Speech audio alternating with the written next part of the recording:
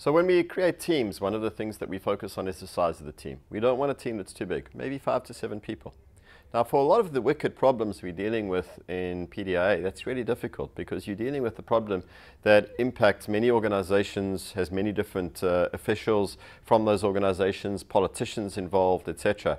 And one of the reasons why they end up in the PDIA world is because of all of these different agents. So you say, well, how do we have 5 to 7 people in a team? And in many cases, we would have authorizers say, you can't do this with 5 to 7 people, you've got to have 20. We say, well, 20 you can't move with. And so how do we deal with that? Well, we develop what we call a snowflake strategy. And the first strategy is you have your team, and your team is 5 to 7 people. It can change a little bit, but you don't want to change too much because you actually want to hold your team together as much as possible.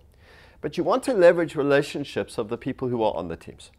So this is not the extent of your agency strategy. As you move along, you find out that the team says we need data from a certain place so that we can better understand the problem. You say, well, where does that data come from? And this person over here, let's call them person number A, says, well, actually, I know a guy. Let's get that from this person over here. Reaches out to this person, and this person says, well, I don't really have that, but I know someone who does. And they say, well, I have that, but how about we get better data from this person over here? And then we say, well, how about we also use that information so that we can bring someone else into the loop? And what do? Well, we've created a kind of a connecting point. Now, we can do that with every single person in our team.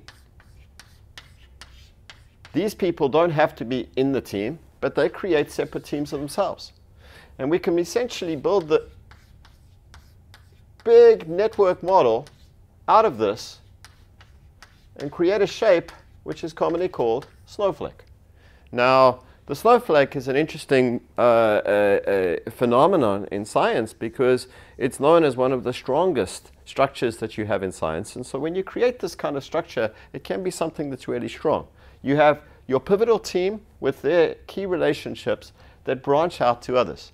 Now, the beautiful thing is, if you think about this, you can carry on going forever. And it means that you can create both a strong central structure for PDIA and a broad reach structure so that you can bring a lot of people in. Some of the ties are going to be strong ties, some of the ties are going to be weaker ties. But this is what's going to allow you to get throughout the system, but also have a small enough unit that you can move along quickly.